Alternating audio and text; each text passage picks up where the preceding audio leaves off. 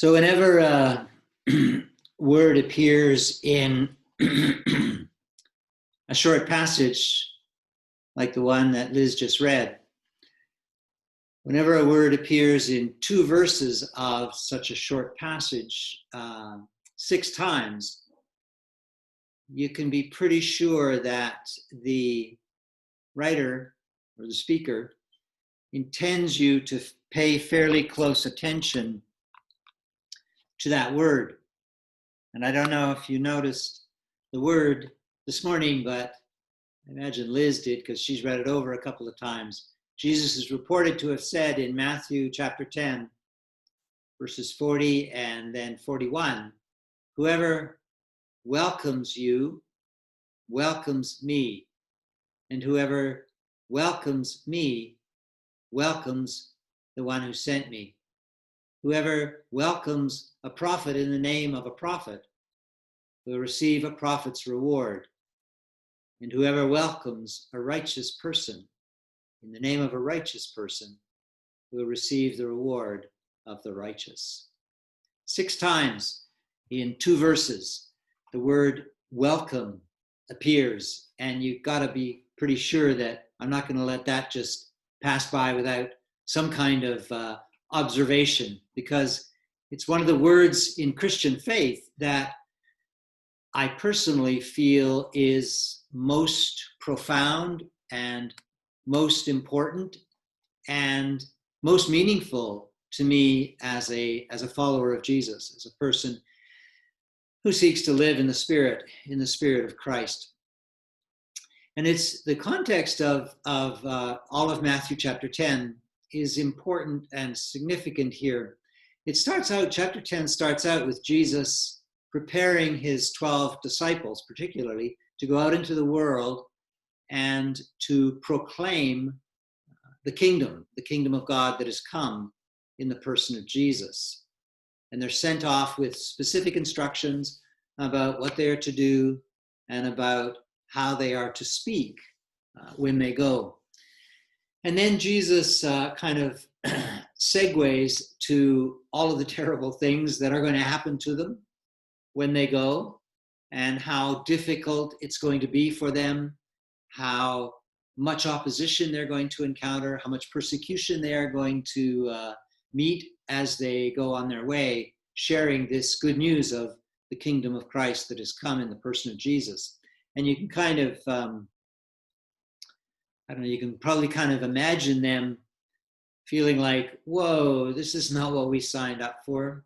We really don't want to go this route. It just sounds horrible what you're telling us we're going to have to deal with. And so it wouldn't have been surprising if most of them had simply fled, but they hang in there and they seem willing to go the distance with Jesus and to follow where he is guiding them. But then he kind of, when we get to the part that Liz just read, Jesus sneaks in a little bit of what appears to be good news. Whoever welcomes you welcomes me, and whoever welcomes me welcomes the one who sent me. So he seems here to be talking about the reception that these disciples are going to get. It's not all going to be persecution. It's not all going to be rejection. There will be places of welcome. And where that welcome is encountered, the people who do the welcoming are to know that they are in fact welcoming the presence that was embodied in Jesus, the presence of Christ. But I think the welcome that Jesus predicts that they will receive is also a broader attitude that we need to understand, that not only can the disciples anticipate on occasion they will receive, but that they will receive it because they bring it with them. What you give is what you receive.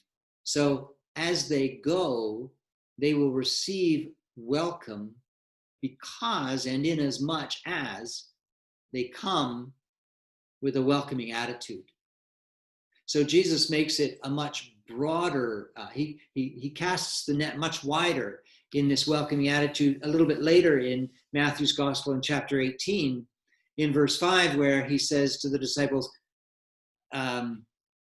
Whoever welcomes one such child in my name welcomes me. So this welcoming attitude is a broad-based attitude that Jesus is instilling in and encouraging in all people, in all of us, encouraging us to be a welcoming presence in the world.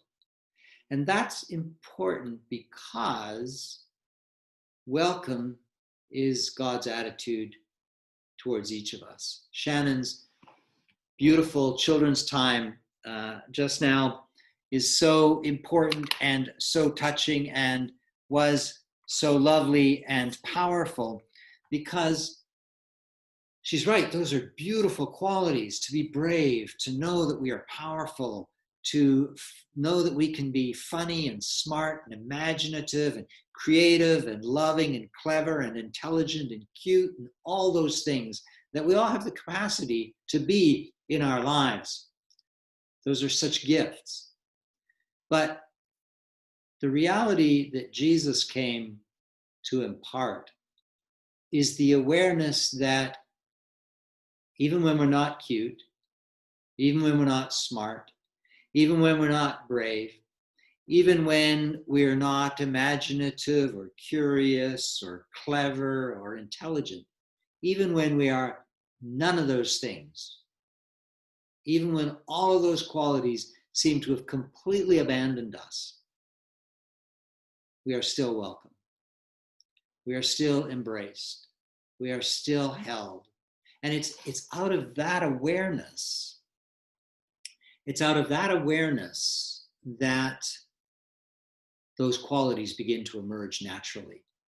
They're not something we can work at. You can't really make yourself be more cute. When you try, it's a little bit off-putting, seems to me, when people try to be cute.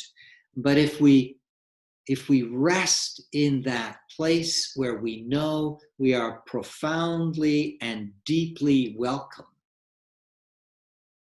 then those qualities will naturally and spontaneously emerge from our lives.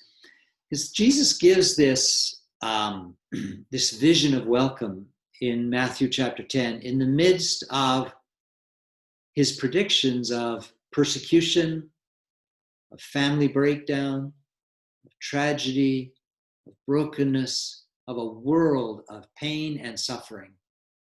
And those are all things, when they happen, I think, that can cause us to feel that somehow there's no real place for us in this world, that somehow we don't really fit, that we don't really belong, that we can't really find our way.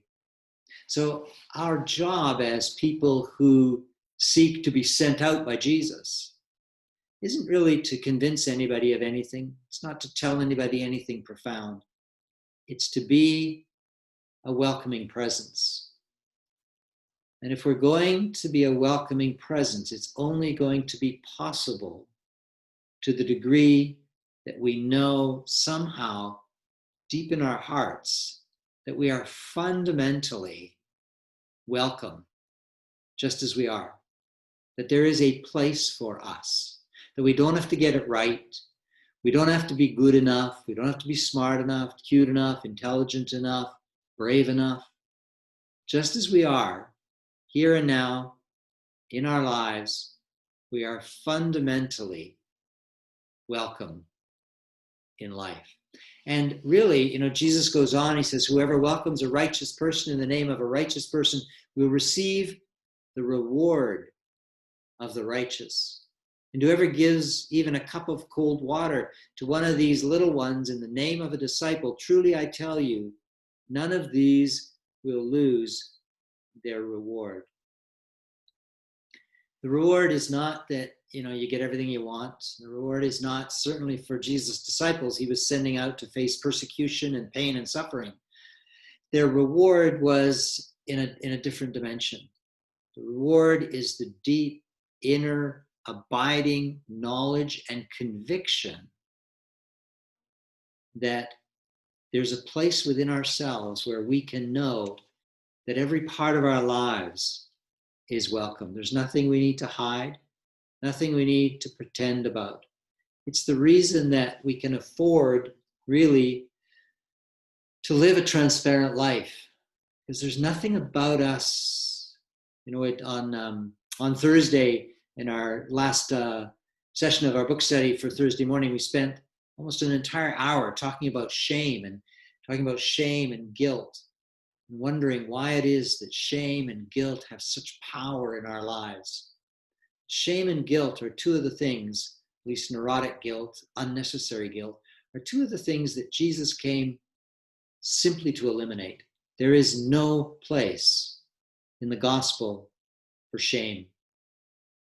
And that's why we can live an open and a free life, because we can find in ourselves that place where we know fundamentally that our identity is rooted somewhere deeper than in anything that we've ever done, anything stupid we've ever said, anything harmful that has ever been done to us.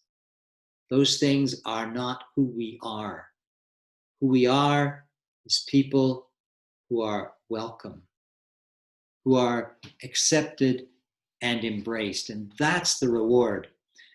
Earlier in Matthew's Gospel in chapter 6, verse 6, Jesus said, whenever you pray, go into your room and shut the door and pray to your Father who is in secret. And your Father who sees in secret will reward you. The reward is that deep inner knowing that our lives are embraced, that there is a strong place at the heart of our being where we know that we are welcome and loved. So we are intended to be that welcoming presence. You all are intended to be that welcoming presence. It starts in yourself.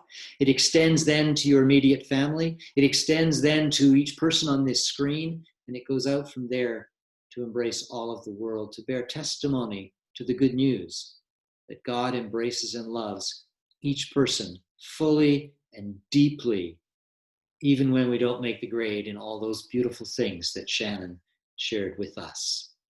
Amen.